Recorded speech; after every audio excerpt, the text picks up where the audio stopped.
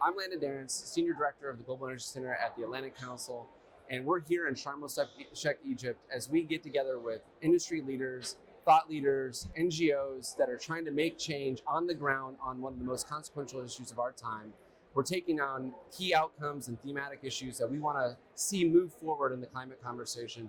I'm excited to be joined here today with Dorothy McAuliffe, the Special Representative of the Office of Global Partnerships at the Department of State, tackling some major issues across the board, but there's no bigger and more consequential issue than climate change. Dorothy, it's great to have you.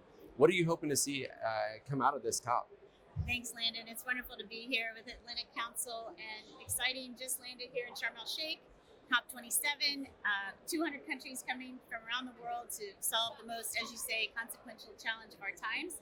What my role is to work with the private sector to help find solutions. We know governments can't tackle this challenge alone, and so it's really important that we work with the private sector and, as you say, NGOs, private business, leaders from all kinds of diverse stakeholders who all share in this really existential challenge, and how do we solve it. So we're excited. We are focusing on small climate change entrepreneurs. So we're excited to announce a pitch competition where we have leaders from the private sector as judges, large enterprises who are helping us elevate and lift up small, medium enterprise entrepreneurs who are focusing on their businesses on climate change. And it's really exciting that there's this pitch competition, kind of like a climate Shark Tank, but also ongoing resources and support in terms of capital, expertise, resources going forward. And this is something that the State Department is highly focused on, is how do we find these climate solutions, both with large industry, small, medium enterprise, micro enterprise, like everyone, we have to be in this all together. And, there are jobs and opportunities that come along with this clean energy transformation that we need to be focused on, and finding these solutions. Dorothy, I think, we're here in Egypt. This is really considered the innovation COP, and we're trying to take a really grand scale of commitments globally and really put them into implementation, move forward with action. There's nothing more important to that than private and public partnerships coming together.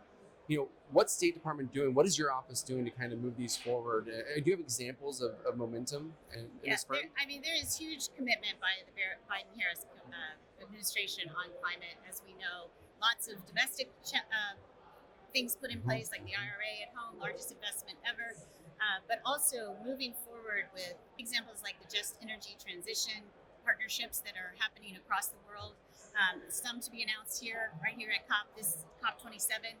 But looking to the private sector to partner, to donors, donor countries, philanthropy, private finance, to look to see how can we help all countries who are looking to make that transition to clean energy, reduce carbon emissions, to keep within 1.5, so that we can continue to move forward on this incredibly huge challenge. So it's really looking to work together. Partnerships really are the key. That's what we believe in, and that's what the United States government is trying to take a lead on in terms of how do we partner with other countries, multilateralism, bilateralism, but also looking to the private sector to make sure that we have the resources we need to help finance some of these transitions. Well, I have to say, I'm really enthusiastic about the work you guys are accomplishing. I really wish you the best with the entrepreneurs. Innovation is a necessity across the board as we move forward with this transition. Good luck here in COP.